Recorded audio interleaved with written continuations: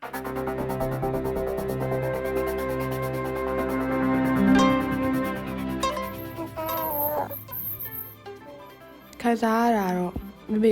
wish I could turn back time to before my mother was detained. She is getting thinner each time I see her. Babies are innocent, but they are serving sentences along with their parents. Poor conditions and healthcare access in Myanmar prisons are putting the lives of pregnant women and their babies at risk.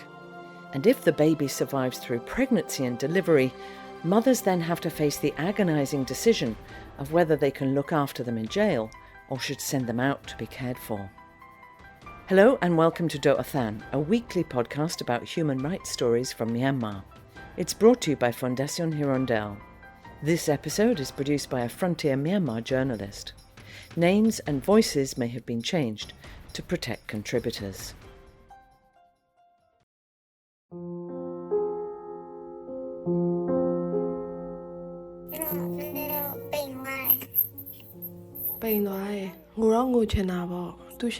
She had become thinner. I wanted to cry, but tried to hold back my tears as we spoke. She asked me many questions like how I was doing and if I had money. She asked me if I had brought the baby, but the baby was not feeling well. This was the last time teenager Hnin Pwint saw her mother.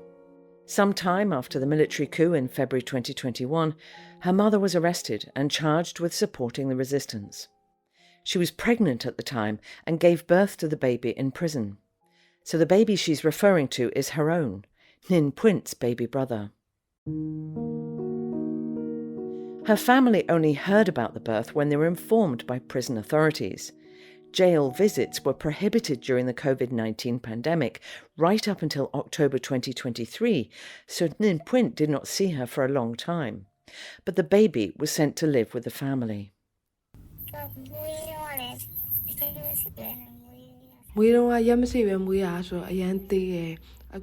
He was tiny, having been delivered before his due date. My grandmother feeds him milk powder, and now he's getting bigger, in prison. My mother couldn't eat healthy food, and the baby didn't get enough nutrition, so he was small. He's grown bigger out of prison, but he's not in great health, and he's a gassy baby. Over 26,000 political prisoners have been arrested since the military coup, and more than 20,000 remain in detention. Almost 4,000 of these are women. Former prisoners and rights groups say general health conditions in Myanmar prisons have deteriorated since the coup. Cells are overcrowded, it's hard to sleep, sanitation is poor, water is often not clean, and meals are small, basic, and provide little nutrition. Imagine being pregnant or giving birth in these conditions and then trying to keep the baby alive. Healthcare access is also virtually non-existent. There's no doctor available around the clock for emergency health issues. Some prisons have no medical staff at all. There are no separate living areas for mothers and babies. There are no medical checkups, health assessments, or vaccinations for pregnant mothers or newborn babies. Lives have been lost as a result. The Political Prisoners Network Myanmar, or PPNM, says that in 2023, 2 babies lost their lives in prison. A former political prisoner, who we'll call Rose, saw several sad cases after the coup at Yangon's insane prison.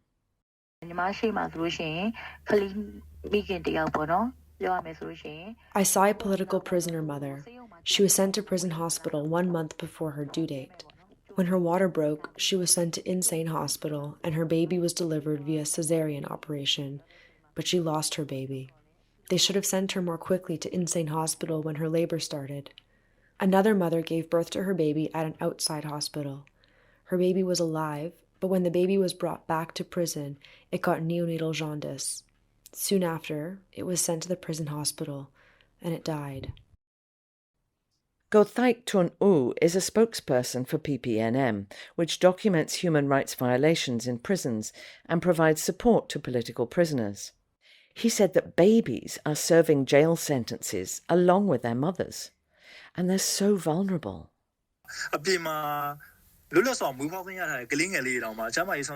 Even the babies who were born freely outside the prison need constant care and monitoring during the delivery process.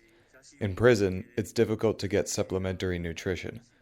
Babies are innocent, but they are serving sentences along with their parents, and they cannot live life like other babies who are outside prison.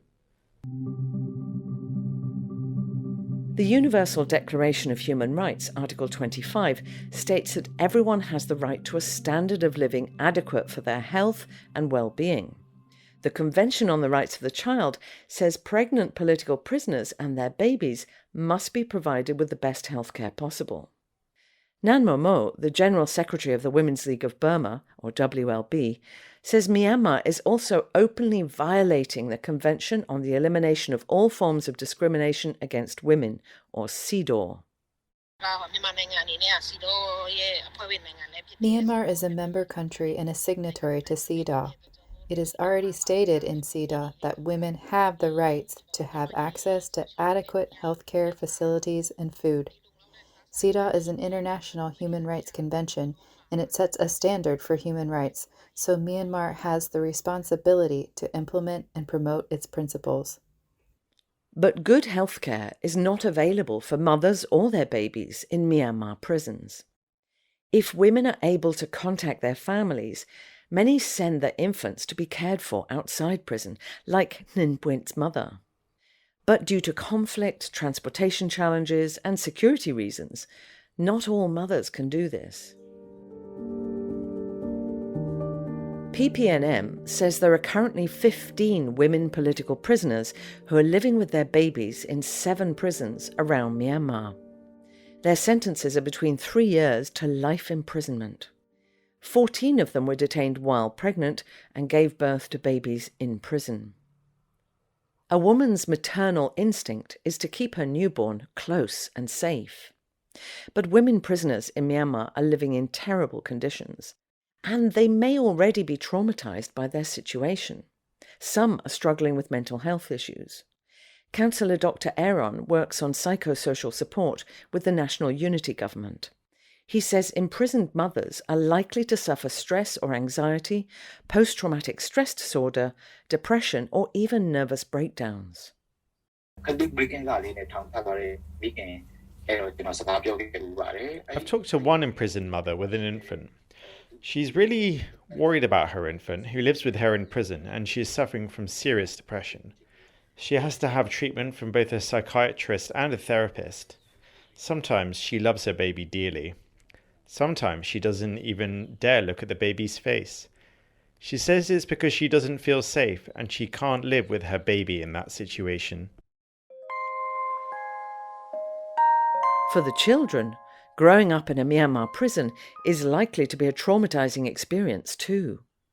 Dr. Aaron said children may develop emotional issues or behavioural problems, particularly if they or their mothers are scolded, punished or beaten. Reports from former prisoners suggest that sort of treatment is hard to avoid in jail. Go Thaik Tun U from PPNM shared what he heard from former prisoners with Doa Than.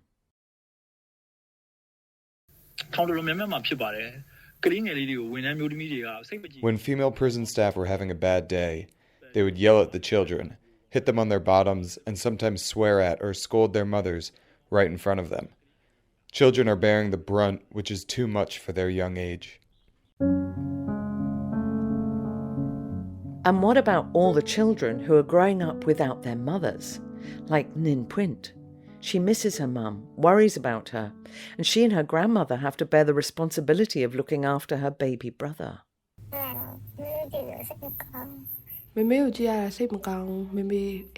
feel sad when I look at my mother. I wonder if she will ever come back home. Whenever I see her, I just want to run toward her, embrace her, and let myself go in tears. She is getting thinner each time I see her. Hnin Pwint hasn't just lost her mother. Her father died during the COVID epidemic. She remembers the happy times when they were all together. They were doing okay economically, and she was hoping to do further studies abroad. She's waiting for the day they can be reunited and find a safe place.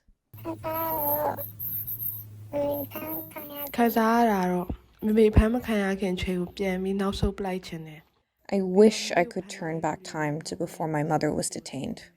I hate the people who detained my mother. I hate the military council. It is because of them my family was torn apart.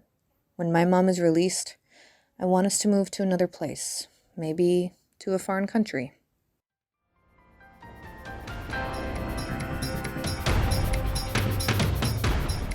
Thanks for listening to this edition of Do'othan. We'd welcome your feedback on social media.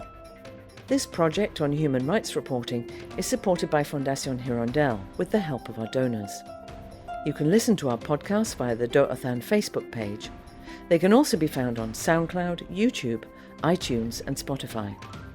You can also listen every Saturday night from 9 to 10 p.m. and Sunday morning from 6 to 7 a.m. on Voice of America Radio. Please tune in again next week.